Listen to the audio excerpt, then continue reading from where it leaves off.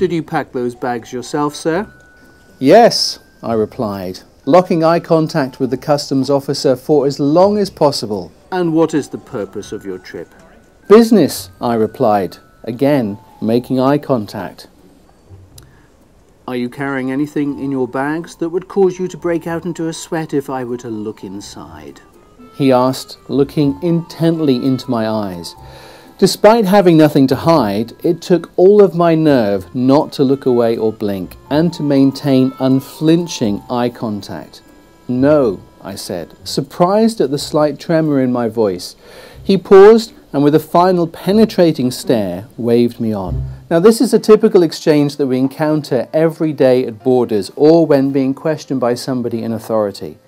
A series of easy questions to which we know the answers allows them to calibrate our body language, followed by a difficult question designed to elicit a change if we decide to lie when answering it. Even when using techniques such as this, it is still very difficult to detect if somebody is lying. In fact, former FBI agent John Navarro rates the chances of successfully spotting a lie at 50% at best. You may have heard that eye movement can indicate if somebody is lying. If you watch their eyes when someone responds to a question and their eyes look up and to the right, they are accessing the left side of the brain, concerned with facts and what is truthful. Eye movement going to the left, i.e. their right, suggests they are accessing the creative side of the brain, associated with constructing a lie. Now, while some research suggests that eye movement can reveal lies, this is not infallible, as some people are cross-wired, especially if they are left-handed. So a key aspect of effective negotiation is developing our ability to spot when our opponent is lying. Despite the challenges I've outlined, detecting lying can often be straightforward, but that requires us to tune in to certain clusters of signals from the other party. Here there are 5 things that you can do. Number 1, watch for involuntary body movement. Our brains have evolved to automatically protect us without being aware it is happening. Our unconscious brain will actually try and prevent a lie because it believes that it's bad for us. Our unconscious brain wants to raise a hand to our mouth as if to stop the lie coming out. Yet our conscious brain is trying to sit still in order to pull off the lie convincingly.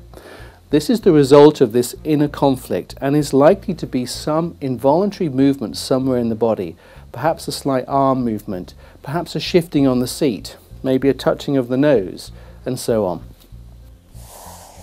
Don't forget the eyes. Although never 100% reliable, don't rule out involuntary eye movement, but be sure to calibrate the person first during the chit-chat before the negotiation starts. Ask questions about their vacations or their company so that they will need to recall information. Again, look for clusters of repeatable responses, not just one single action.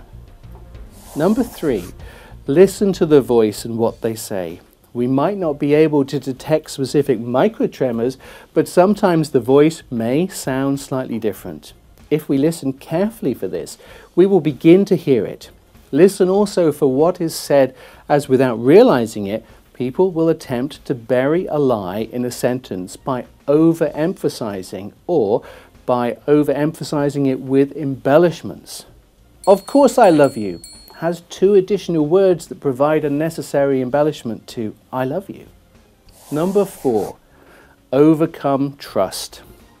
When we negotiate, we must hold fast to the principle that we cannot be certain of anything. In fact, I know a number of very capable negotiators whose default position is to assume that pretty much everybody is lying most of the time. Number 5, do your homework.